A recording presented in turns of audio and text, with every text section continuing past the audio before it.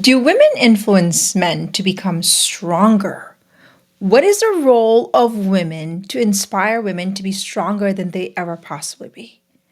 And what are the skills that women need to invite strength in men? And what are the skills necessary to have greater strength as a woman to inspire greater strength in the men around us?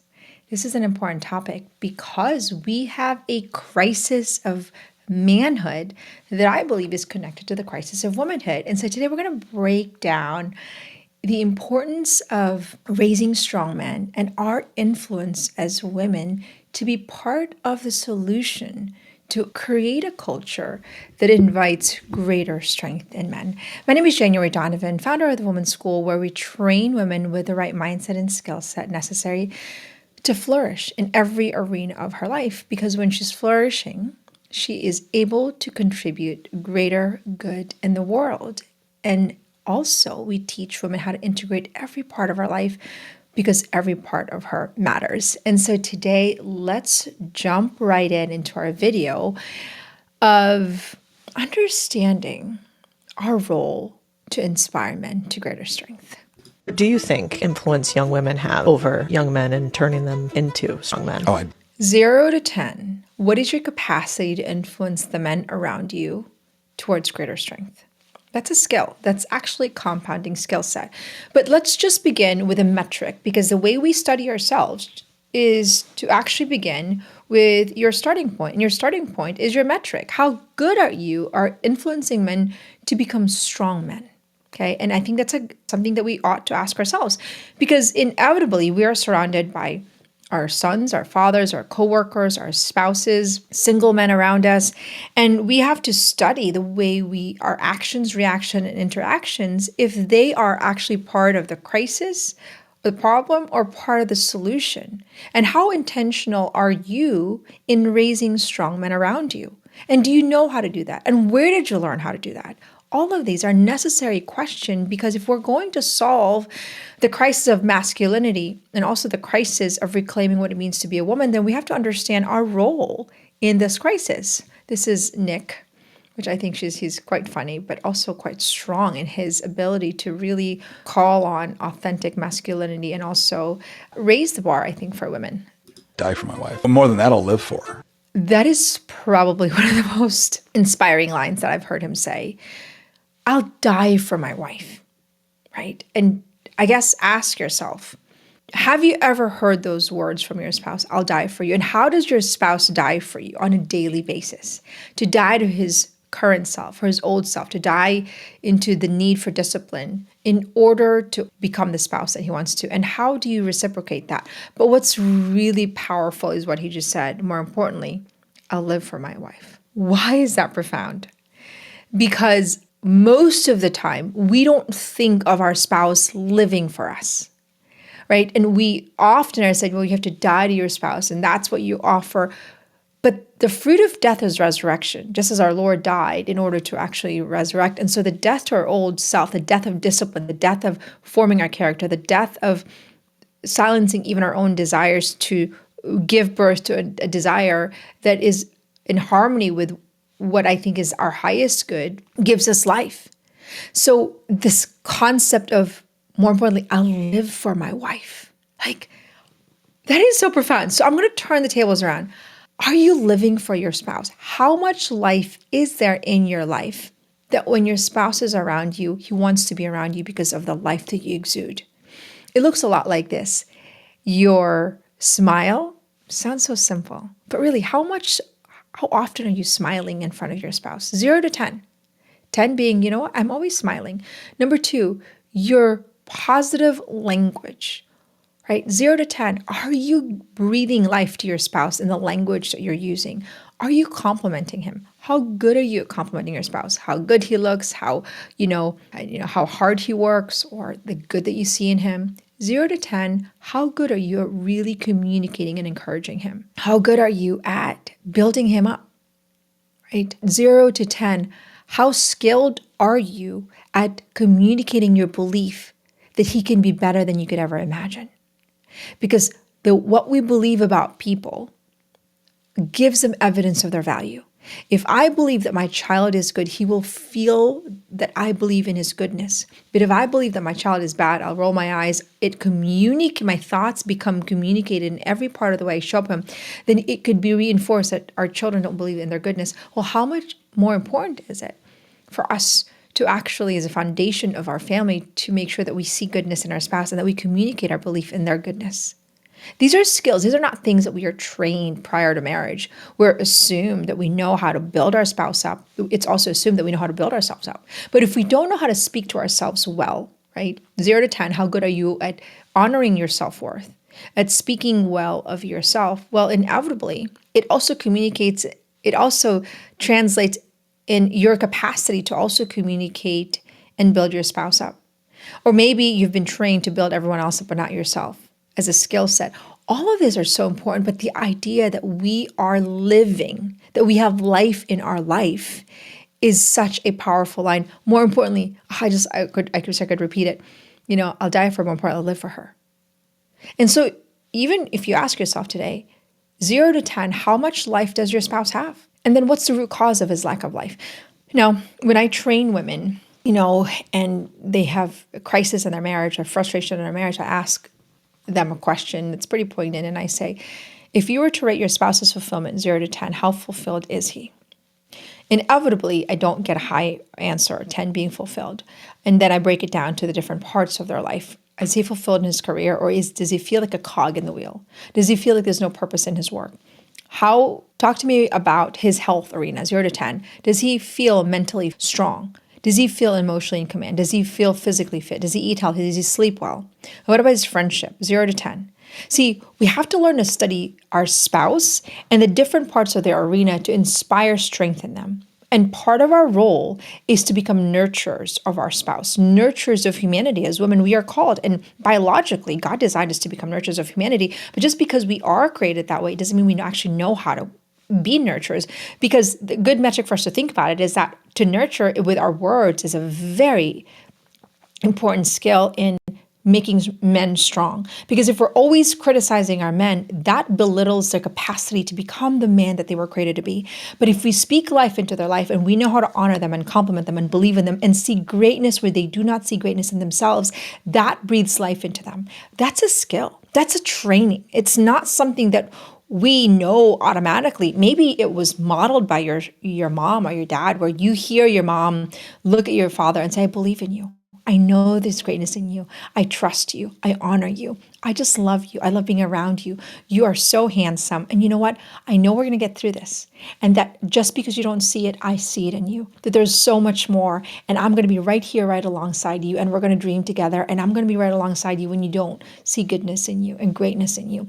These are things that are so essential in marriages. I mean, I think of my own marriage. I'm almost married 20 years. And so often when we are pursuing a dream, me and Ryan, and there's moments, as I pursue this dream of building a formation school for women all over the world, I find there are moments of defeat, there are moments of discouragement, and all the time it is Ryan that believes in me when I cannot believe in myself.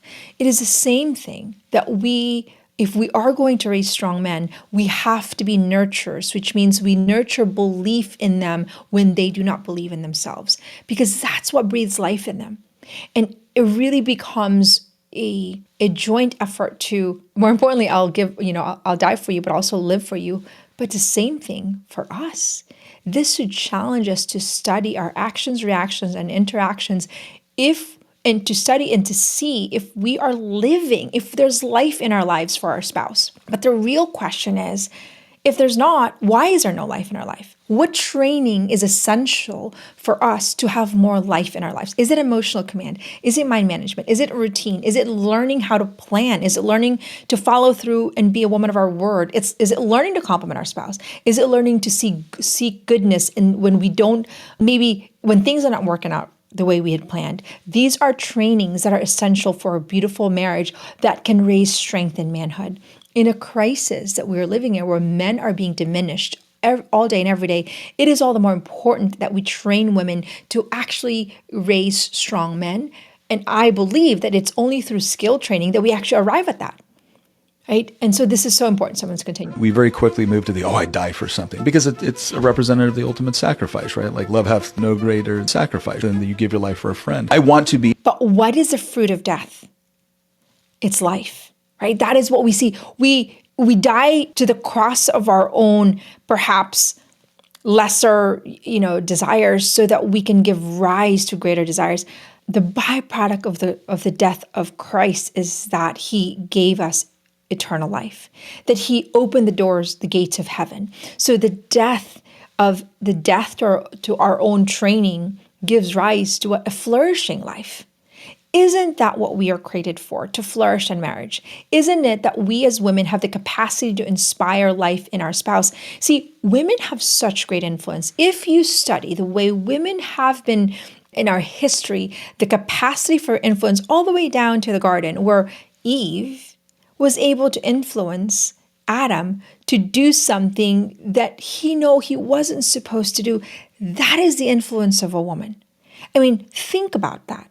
Think about the level of influence that you have. You either use it for the good or you actually don't. Or perhaps if you're unskilled in your capacity to study yourself, to develop the right skills to influence your spouse, and you could rob him of his strength. Not because you want to, but because you don't know how to. We are always influencing everyone around us, whether we're influencing them for the good or for the bad. And so we have to ask ourselves, how am I influencing my spouse to become stronger that he never imagined was possible? That your level of strength as a woman influences the level of strength that your man can actually believe in himself. We have to train to do this, ladies, but imagine if we did. What kind of marriages would we have? How beautiful would your marriage be when you have a man that says, more importantly, it's not just, I won't just die for her, I will live for her. I mean, think about that. Isn't that a universal desire of a woman's heart? To have the man that we love so much not only die for us, but to live for us. And isn't that also true vice versa? That I will die for my spouse, but more, I will live for my spouse.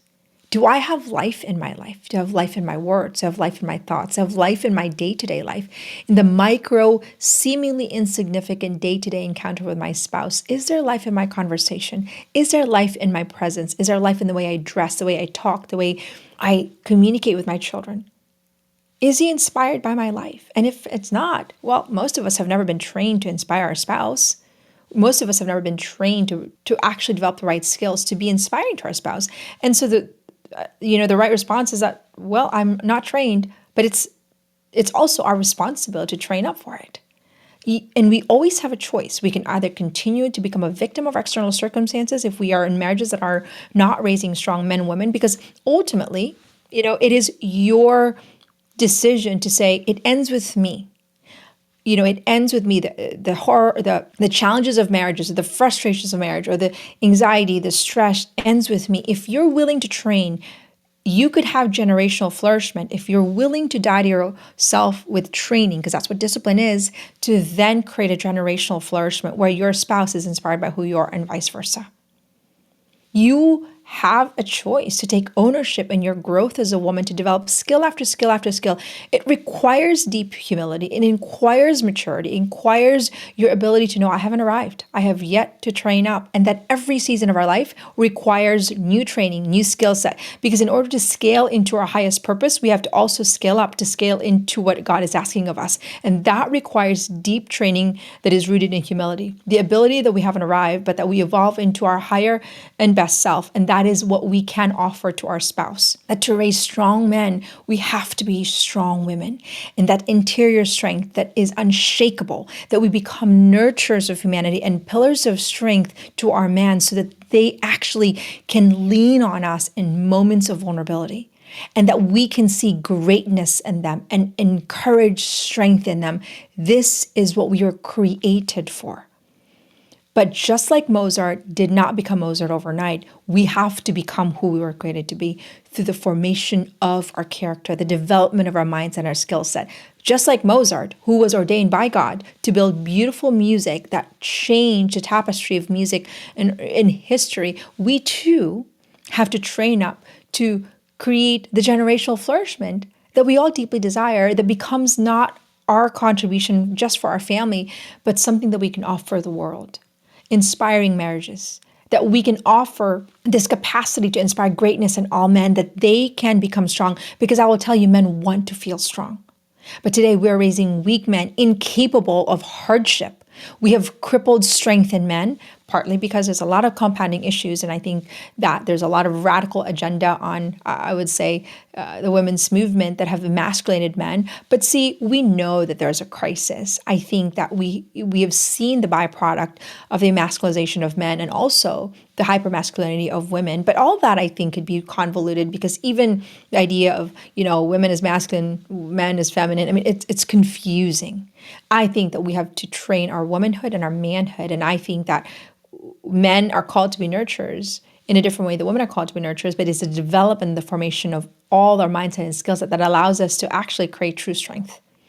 And that we inspire strength in our man. So let's finish it. Be a better man. I want to live up to the image that my wife has for me. What is the image that you have of your spouse that he wants to live up to?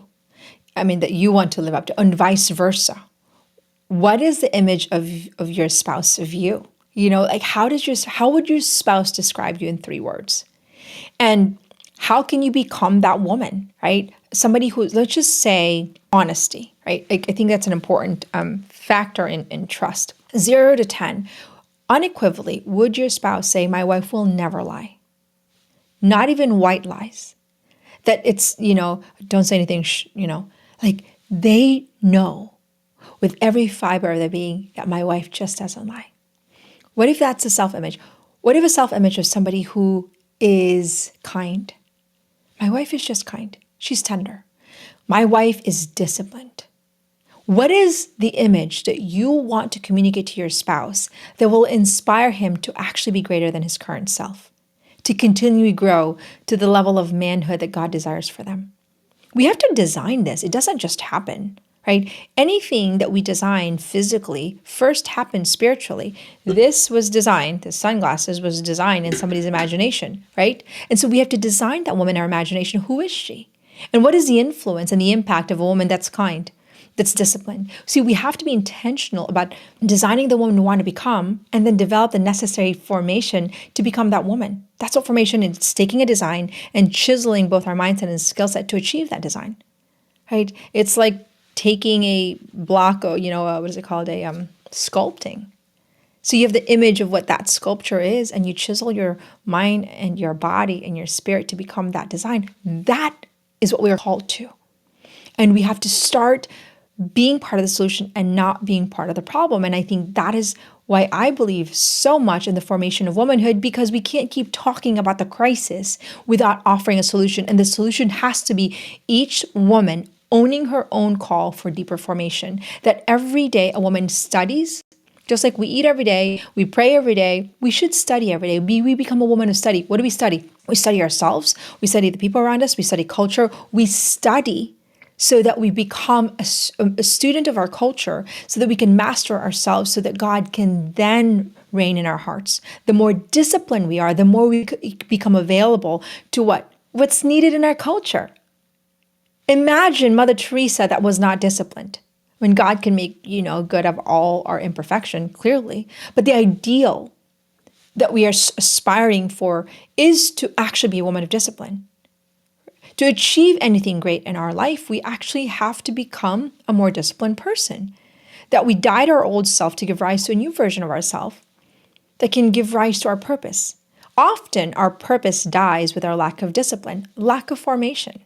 How many women today are sitting in painful marriages because both couples are not actually studying on a daily basis, or have no awareness of the importance of studying and growing together? Imagine if we flipped that around and we created an infrastructure where women studied together. That's how we have to think about the solution, is that it's one woman at a time. When a man has a woman that he just desperately is in love with, he'll move mountains. He will move mountains. Why? Because God made men to conquer, and God made men to be protectors. And we can argue that we are protectors in a different way, especially when our wombs. But the reality, if you think about it, is that when we are with child, we are vulnerable. And that for all of history, women are vulnerable. It is not equal, and we can't pretend that it is. So we do need men to be protectors, and that's the way God designed men to be protectors. And so we need to help men become stronger. Why? Because we need them.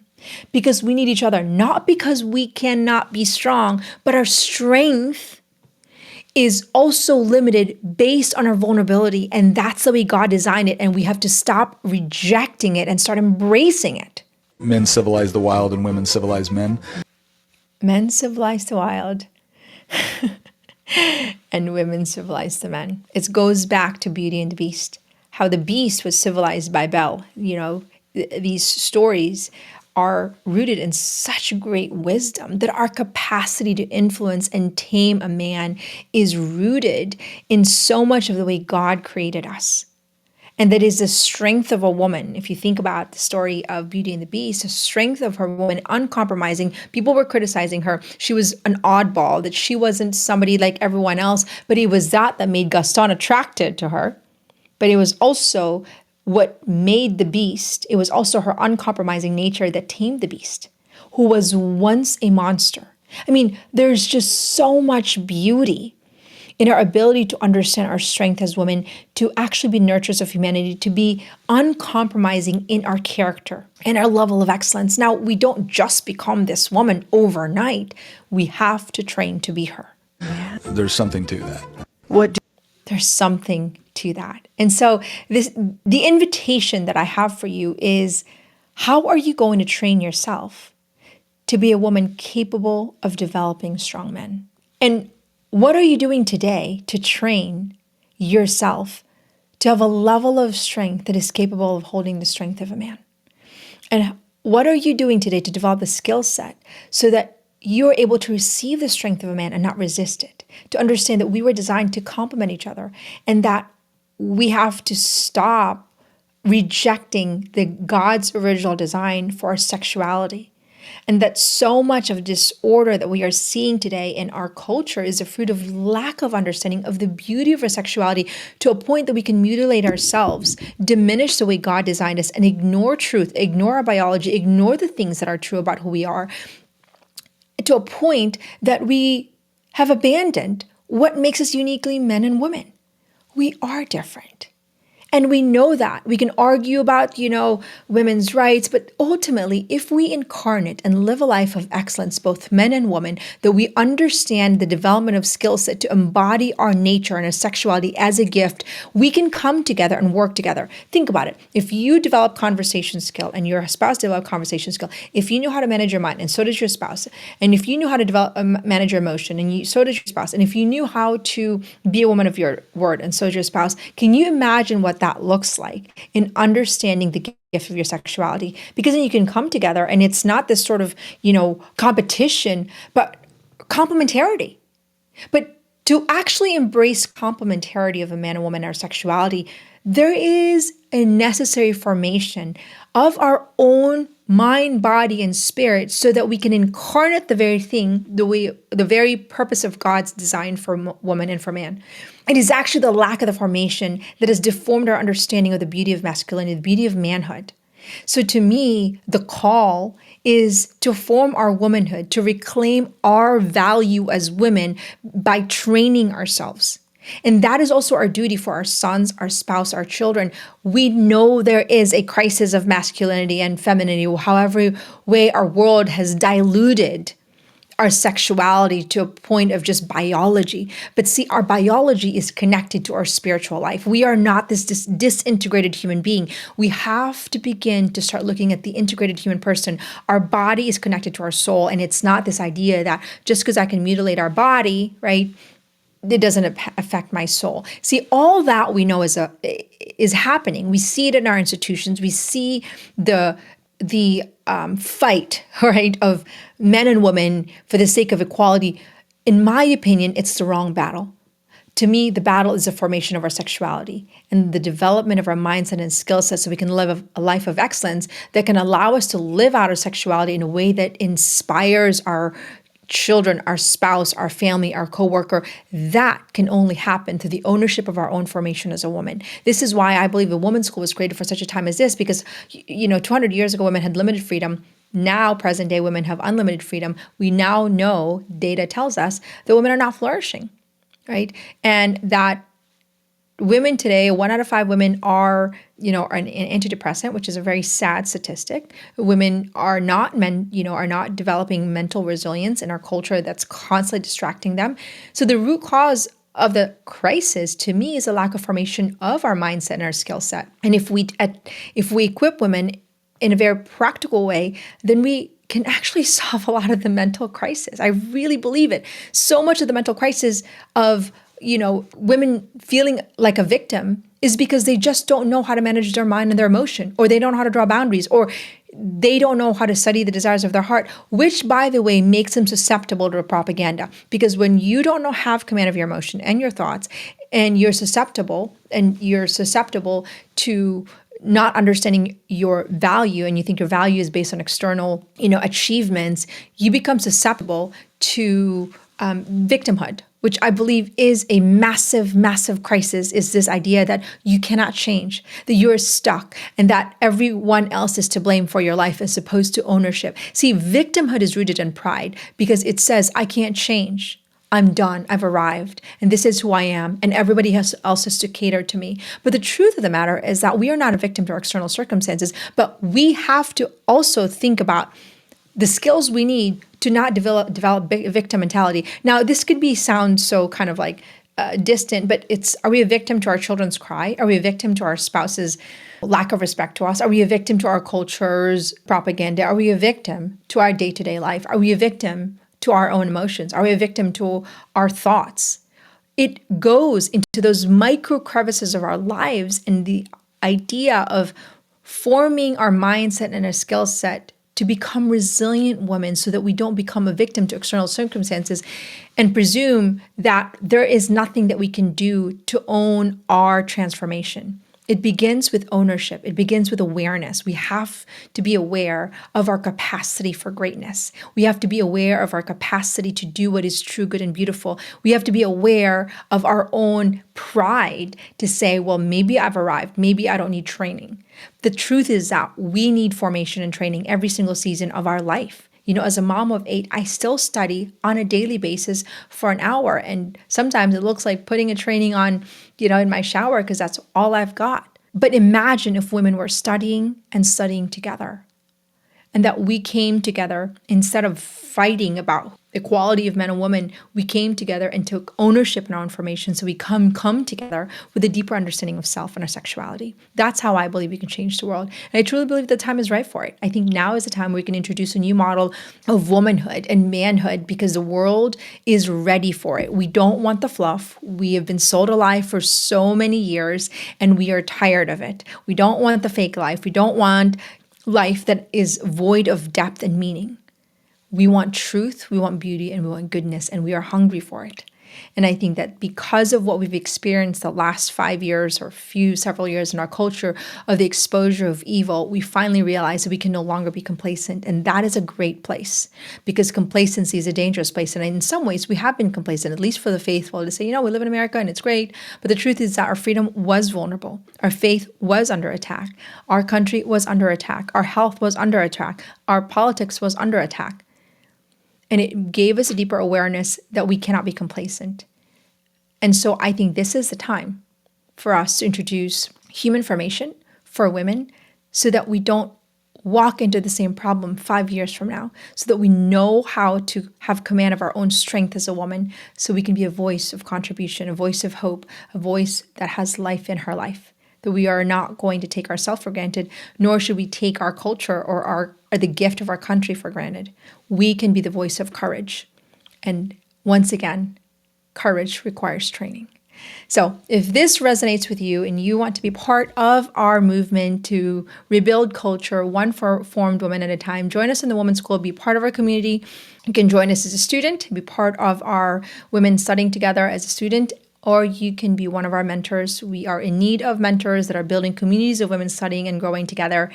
And you can learn more about what we offer in the Women's School. And I truly believe that we have an opportunity like never before to reclaim the gift of womanhood, beginning with you.